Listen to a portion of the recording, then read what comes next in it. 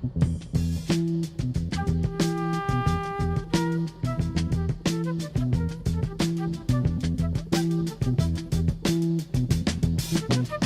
will not be able to stay home, brother. You will not be able to plug in, turn on, and cop out.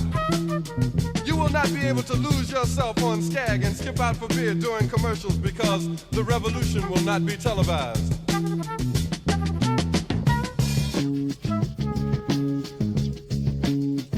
I am really excited for today's program, a commemoration of the 75th anniversary of the Universal Declaration of Human Rights, which was signed in 1948. What can universities do to support this key document, really a foundational document for human rights in the 20th and 21st century?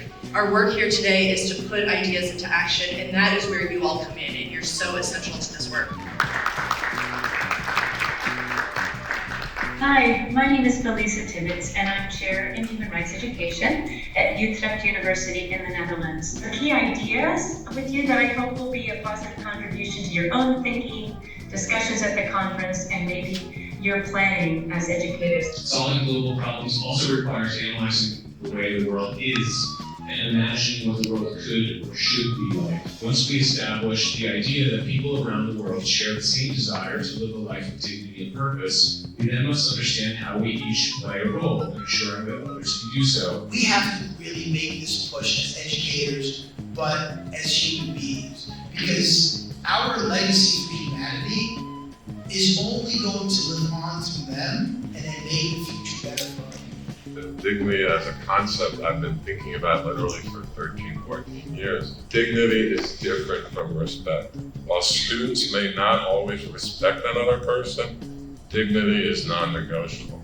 Temperatures in New Jersey have been rising and are projected to continue rising. I'm going to shift a little bit to thinking about how we think about community vulnerability through the lens of, in this case, extreme heat. It can't be a one-size-fits-all solution. As we've seen, there are pockets of communities who are more affected by violations, by contamination, by inequity as a whole. The hubris and the absurdity that somehow we as a species have the right to claim this piece of the planet is mine. I think raises a bigger question about even how we think about the larger conversation regarding human rights.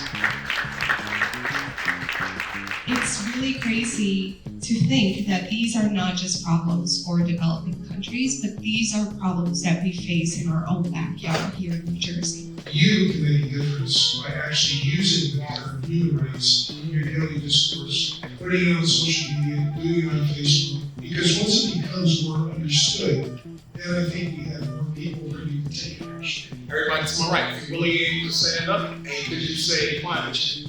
Climate change. Now, could the entire room say climate change together on 3? 1, 2, 3. Climate change. Is that what loud that was? I have seen.